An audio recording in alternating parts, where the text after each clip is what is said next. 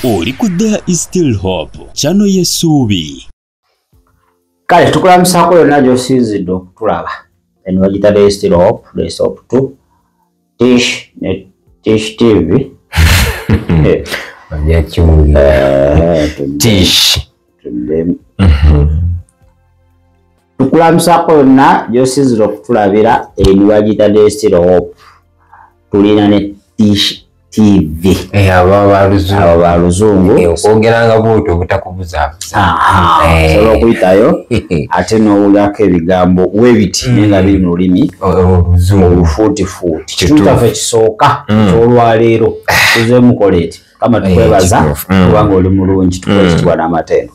Mwoyo mutukuvu afuge okuyita mu Kristo Yesu Mwana wa Katonda omulamu. Amiina bannange mutusonyiwa okujja leeti twetonze nnyo bakama baffe naye nga tubaaniriza mwenna abeekumira ku There Is Still Hope. Banaye mukola kyamaanyi nnyo mwenna abayiga oluzungu mwe mwatusukkako nammwe mwebale nnyo okubanga ate mutugoberera okola kyamaanyi nnyo gwe naasharinga vidiyo nga woogirabye naye kukwatako n'ogamba kanjiweeko ne neighbor okola kirungi nnyo mu linnya erya Yesu. Oba yakutemedde Just Gospel Media. Just Gospel Media. Brother ni mwerabidde. Nakula mbomukolera nnyo olunaku. Kitiibwa kya Mukama. Kakati Nsebo. Gwe omukutu gubadde bize. Tumanyi tuli mu biseera bya kulonda. So mwabanyumirwa politics n'okumanya ne gwoyinza okuwa akalulu. Owedda babawa kasavu kanyama. Ate munnange ekyo kyokoze otuyambyeko nti kati ffe abamu abali eyo awo tuyambibwa. Nanti wadde ogamba kino oluusi oba tolina budde weera ku TV ng'abaaka bakubaganya ebirowoozo. Kati eno ye TV ekuwa buli kye weetaaga okuba ng'omanya kituufu mu ggwanga lyo mu nsi ey'omwoyo n'ewakaawo. Kakati omusumba Ssenyonga mukwano gwaffe mukwano gw'abangi omwagalwa oyo avule n'agamba bamusindikira ba agenti abamugira basindika ba agenti abasumba abamu abo bamusuule bagobe abantu mu kanisa baba discouraging babalemesa okusaba naye olukwe yalugwamu era akola ekisoboka buli gwategeera amalaga eri amuleeta ekkubo. So abadde ali awo ndowooza akameseji ako akasindisa indirect bwebityo naye ate akasindikira abakulu akala byonna bemukola bemba ndaba bonna bemusindika wano bajja banga bambega naye nga bazze mbu bakalize kanisa tekyawera egenda egira overflow temukyali bantu naye nga yagenza okugirawo ati nga waliwo abeefudde abasomesa customer service wali abakuŋŋaanya ekigurupu 2-3 akwata 2-3 kakota n'asooka abanazaamu byonna byababuulidde n'amala n'abagamba wano si wali deliverance yammwe wano tuwali mafuta omusajja takyalina mafuta yaggwa yasigaza gundi mazzi merere genako ku 2 gyegali okwateko eryerubaga ayo kituufu awo okwateko eryemutundwe okwateko eryawo nekikuni nayo bakwateyo kale leka tukuwa omusumba ng'abyeyogerera okulowooza bigambo byaffe naye nga musumba yavudeyo n'agamba obukadde obamu buno bwokunsuula mbulaba sirika nze Ssenyonga najjanga kiddo sirina gyendaga omuso gakuba ti ezira jenja tinavaawo ndiwo ndabakalakata mwidakiwulira mujja kukakasa nti nembidiiva nempunu iva lyona iva. Kale leka tubawe Jackson Ssenyonga. Kati ayogera na church talking about the church now. Says the way we are here. The devil also sends who people secretly come in nga bajja mu mpola and mpola they just start teaching you ne batandika okusomesa things, ebintu stuff. ebintu. Mwegendereze nnyo abantu. Beware of people. Church nga bweggwa, When after the church service bo batuusayo abantu basatu bana they wano. sit another 3-4 Okola ki ekyo? and then you ask them, what are you doing? Omubuulizi tabuulidde bulungi. As in the preacher preached well. Essaala tenonse. Was in the prayer enough? Mwoyo tatambudde. Did the spirit move? Kaakati ggwe olina okwagala kwa Katonda amaanyi ge gonna ku bantu abasatu abo. So you are the one that has the will and the power of God over the They three. secretly come in. Bayingira mu kyama. Wano babasindika dda tugenda tubalaba nga tubagobawo. They have ever sent many here, but when you identify we chase I've away. kicked a few here out. Tirabamu betugobye wano.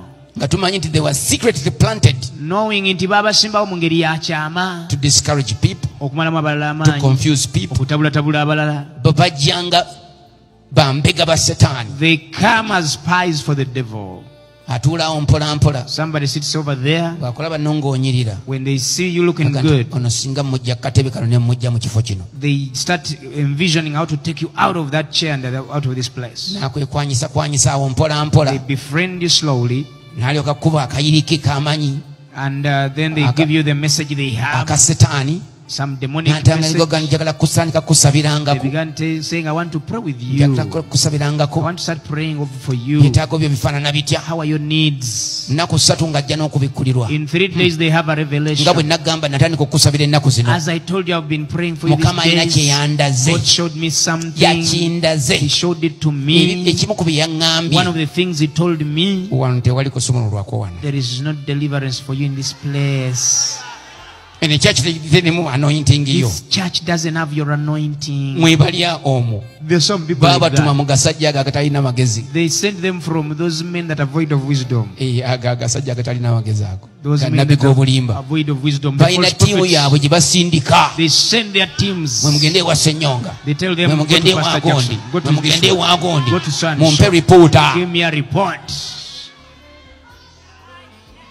But secretly they come. Bajja mu kyama mpola Bo mpola. baloosi ba birooto. They have dreams. Ogenda okwetegereza Before you know nga kye yagambye ono nti Mukama yakimugambye. what they said that God told them about this one, Nga n'oli ate kye yamugamba. they told the same to the other one. Naloosa ekirooto. I had a dream. Nga nkulaba. I saw you. Nakulabye I saw you. ng'omeza amayembe abiri. You were having 2 horns on your Kaakati head. ng'omeza amayembe abiri. But when you got the 2 horns, Ne mbuuza Mukama, I asked the kino Lord, kiki? what is this? N'aŋŋamba. And the Lord said, N'asooka akutiisatiisa bw'atyo. then they scare you with something. Oyo muwadde emyezi 2. I've given that one 2 Bw'atava mu months. kifo kino, If he doesn't leave this y'anaamanya place, ekinaamubaako. whatever happens next, Eno ekyaki ntuufu. this is a true Ebuulira church. enjiri ya Yesu. Preaches the gospel of Christ. Ojja otya omuntu ku mazima ate omutwale wa? How do you take someone off the truth to where? Kati ogenda okwetegereza Before you know, omuntu y'omu the same person ng'alina ne sisita omulala oli.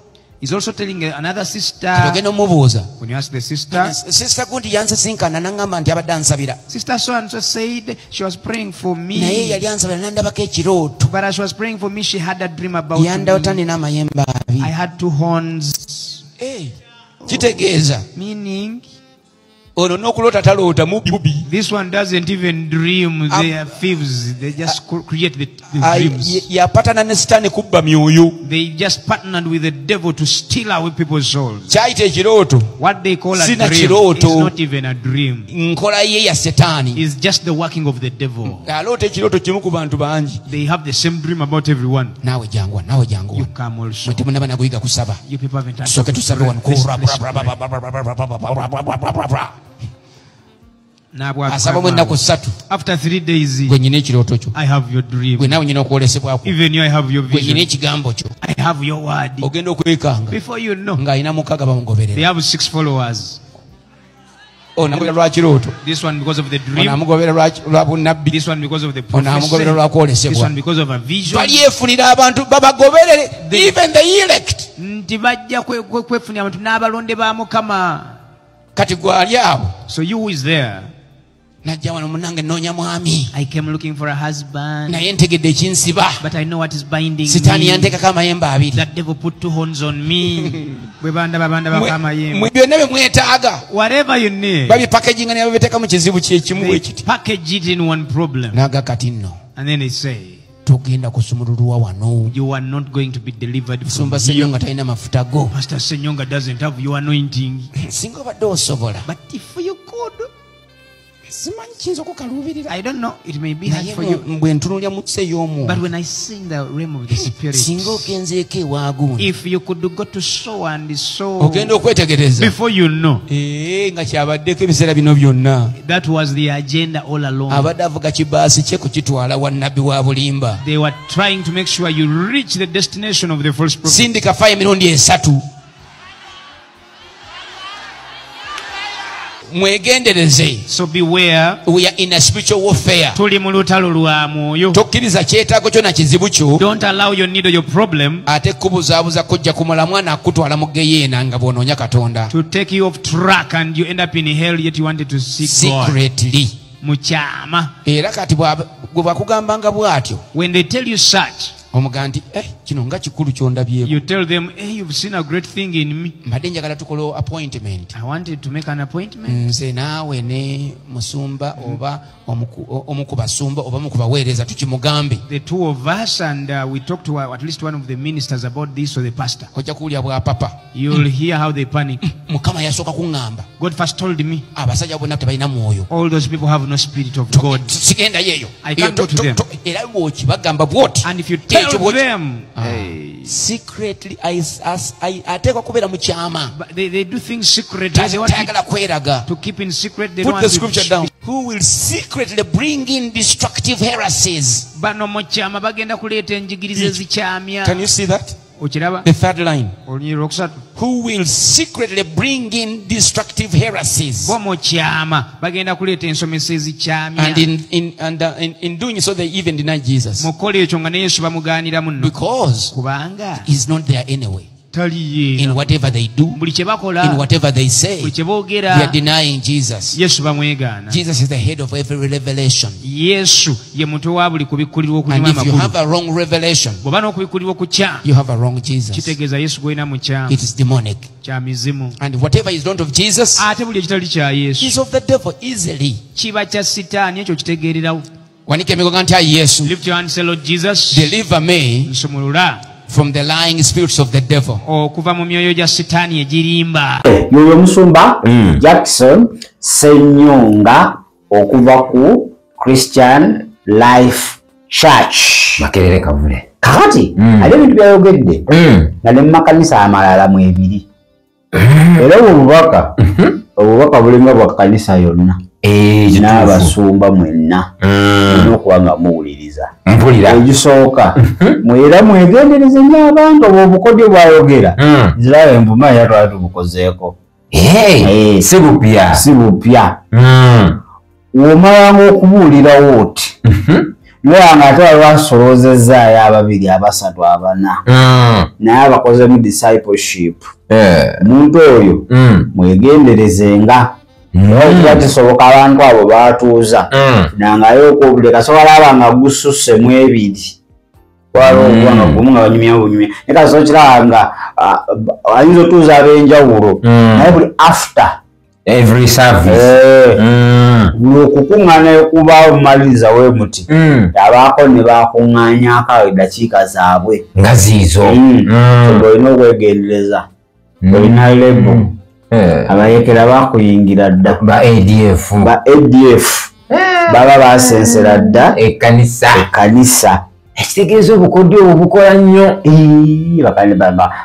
ogenda okudda nga byosomesa abaana bali bakongoza bigere naye kimanyi omusumba ayogedde pointi entuufu gwe oyinza okuyingira ekkanisa baye n'obeeramu ne mu fellowship nga omwana najja nakukuba eggulire afunyeko ekirooto ati kyagambye bajja bulungi njaga kusabirako tusabirako wamu nga musaba ogusooka ng'okubiri ogwokusatu ngwe okuddamu kusinkana nga waisaba nga weeks bbiri oba ssatu nga zena message ajala kirooto kama yakundaze gwe kama amayembe 9 nzo omuntu omu olina omwoyo ogukulondola ne gwe mwoyo guli strong okuba gwaladdeko amayembe 9 Plant Daniel yalaba amayembe ameka yalaba 7 kakaya tegwe gali 9 tegeeza kati nze nsukkaku ya sitaani yakusiima era mukama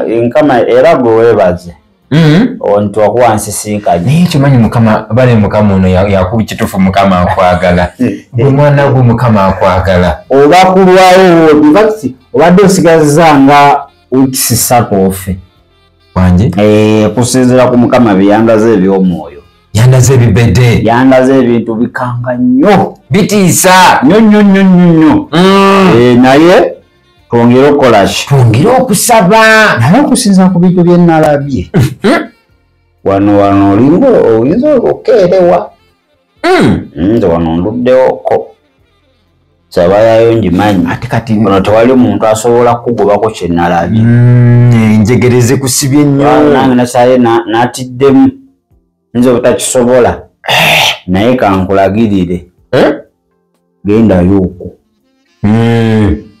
eyo nezinaba nnaku 3 ekyo bagenda kikutuba mu lunaku lumu kyotidde nange naliko mu mbeera ebyo sigweko asooseeyo ate nze gaali 10 kati nze kitegeeza ndiko wansi naye nagenda lunaku nga zaali 3 nekikutuka era kati oba mukama ntuma mu buli kkanisa kati oli apooso nge empawalinge ogiwa amaanyi kati eno mukama yalange ekkanisa eno ekyali nafu kati yansindise wano ati kakati kyeŋŋamba wabanga mukama yakugambye ojoji empawalinge lwaki tundira anti kati yansindikidde ggwe oyagala kukyusa instructions mukunkubya mukama mukama ayinza okusabula gyenkugambye eri power bank eri source teggwako nawe ogenda tapinga awo nyini mukama agenda kulaga kikyakwetaaza okukola naye kimanyi gwe okusinziirako ebirayinji olimu okimanyi naye mukama agenda kusindika akusindike akati nze nkuwaga bwereere wano mazewo banga ki omanyi sisita akali wano mazewooko emyaka 3 waba yalala akulabyeko ekyo mafuta matono wama tebalaba basi kubanga bazunga bagenda babeera kumwe bagenze balodinga olwera kanisa ekalira mpola atuuka ekiseera wabayo akafo webasisinkanira olwera nga awezezza mpola omu babiri olwera nga balinga 20 kayata omu wafuna omu omanyi bya sitaani abantu ba sitaani babulira enjiri ya sitaani ennyo afuna omu omu nasooka amusombera olukunkumuli ambanze kakati pasita bino ebintu byayogerako bituufu ddala aze ku luno ndi ku saidi y'emirundi 89 mu 170 abadde manyi ogenda agamba oli ku saidi y'emirundi 694 egyo emirundi giba mingi suseewo kati gwe oli mu 8 mu 130 tata ate kati gwe osuseewo iyo mutadde erige esebo era abantu balina okwegendereza bakuŋŋaanira ekyo ndina kyenkulabyeko ate akuwadde amagezi gabwerere oyo omuntu wato wajja mugambe naye kimanyi webale nnyo mukama akuwa omukisa naye ekintu ekyo akye tugenda babiri tulako n'omusuuba netulaba munyonnyola mu kintu ekyo kikulu nnyo kubanga kati amafuta gaba gakendedde pasita ali kuki kintu ekyo kiki kikulu nnyo naye ate omanyi yasoose okugana tewali mafuta alogera mutwala waani wamate kati abakukedde eyo point ebekusaze ku bano bonna badde osuubira okugenda kati yeeka yaba alina option oba wagenda okutwala wogenda ofunira okusobola yekka yalina fayu kati saawa neyasobola okulagirira bawambye amakanisa mangi mu ngeri ekyo bagatutte ekyamazima bagatutte agebaza ogenda otuuka okujja nga byonna byoyogera balaba akatogo ak'ebinyeebwa ne lumonde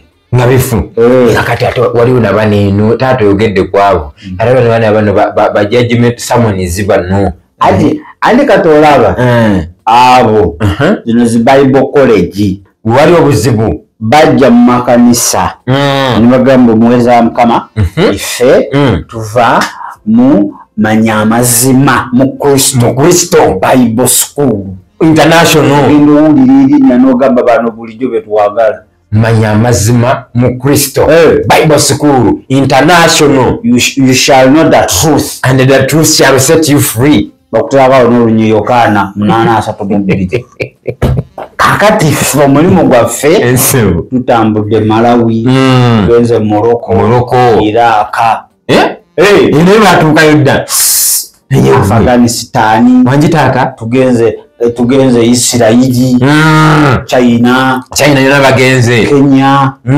wano neighboring countries zonna twazitambula mu dda tutendeka baweereza okumanya amazima mu Kristo kati ate wasoma kosi n'agimalako mutikira tumone certificate mu Kristo omuntu kasaawa kukwambala ekigandula kyamulema yali afiizi funa olubuto yajjanga muyembe n'awulira abo ate tetugenda basasuza kosi ya mwezi gumu kakati gwe pasa twagala obeere coordinator owagundi eno makanisa amalala oleete kati esomero tugala liteeka wano ewuwo nkiraba kulya kunywa kusula byonna bya bwereere mbale tukutikkire ne coordinator bagamba mutikira kati abanaasingamu bannaabwe abantu tugenda bafula abasomesa batambula amawanga nabo nga basomesa kwegamba abadde omusomesa agenda okusomesa abasomesa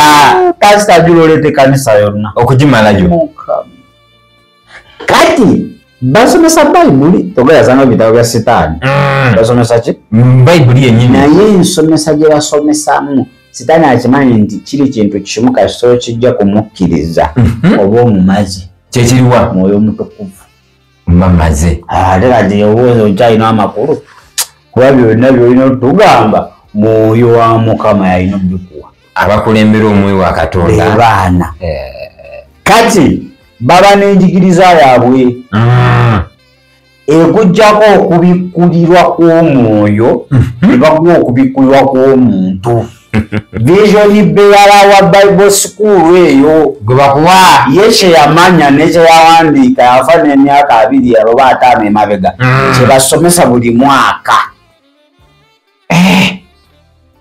nkitegeera kati olunyiriri lumu olusobola okulanira okubikkulirwa mutwalo kyo kituufu kati bo bakuwaako okubikkulirwa kuba kumu kwolina okudipendingira okitegedde kati gwe bakuwa okusooka nga kutuufu bwe kiri nawoweza bulungi kati bakuwa okubikkulirwa okwo okomawo lwomala basomesa bamaze obafuula bejendi basitaani batya wuliriza tumanya nga babasindika back makanisa gammwe babakomyawo eno bamaze batikira buli kimu kakati muganda wange buli ataali mu Bible college wanayimiranga ku katuuti oyo ayogera bibye talina kubikkulirwa paza ajja kuyimirira awo okubikkulirwa omwoyo mutukuvu kwamuwadde ojjeyo kuli okwa Bible School okuleete ogambe ne pasita baba kitagenda n'asoma pasita agenda asoma ekyo kyayogedde kifu kinyabawo kiki kakati womala saavisi wooti ng'akuŋŋaanya ng'abateekamu ebyenzibwa gye bamuteekamu abaganda nikokola nga pasita tokyalina kubikkulirwa amafuta tokyalina kati bano babulaaza abagenda mu Bible School bagenda kuzimba era nga church yonna yeebuuza ku bo bafulise bakonsalutantisi mukanisa bagawambye mu ngeri eyo okusoma si kibi ne muganda wange olina okuba mwegendereza nnyo kibaza ezo Bible School ezo kiraba nozitwalamu omuntu ategeddeko abugumyemuko ategeddemuko si kumala gatwala muntu naddala theological. Theology. Ezo butwa. Theological school. Nti woba obugumyemuko. Weyabasomesa wano omu akasukeri. Tekikuyingira. N'akasukeri n'ayingiza n'akasukeri. Bwatyo. Naye bano buli kye bamugamba alaba nga 10 ku kinnaakyo kituufu. Buzibu bw'amaanyi bwe tulina.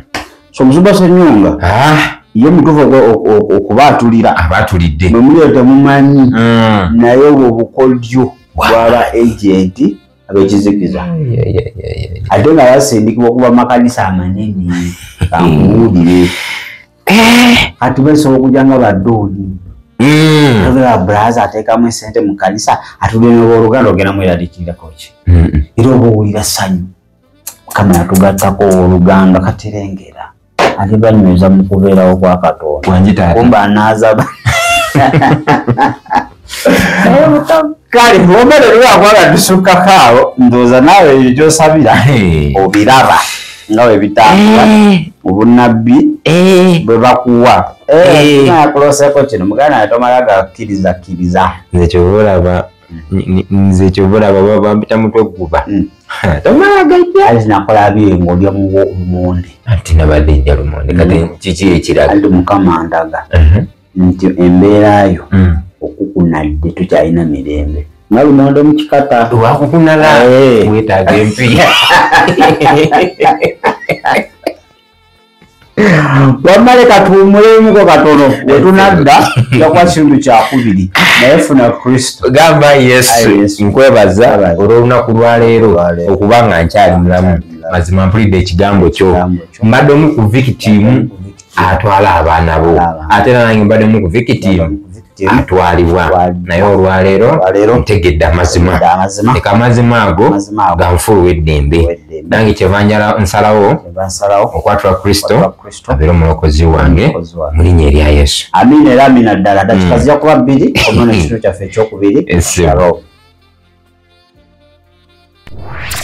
Webale kulaba There is Still Hope okumanya ebisingawo tukubire ku 0752 34 14 47 oba ku 0761 08 83 15. Osobola n'otufuna ku email eya tshitv74@gmail.com. Eno ye There is Still Hope channel y'essuubi.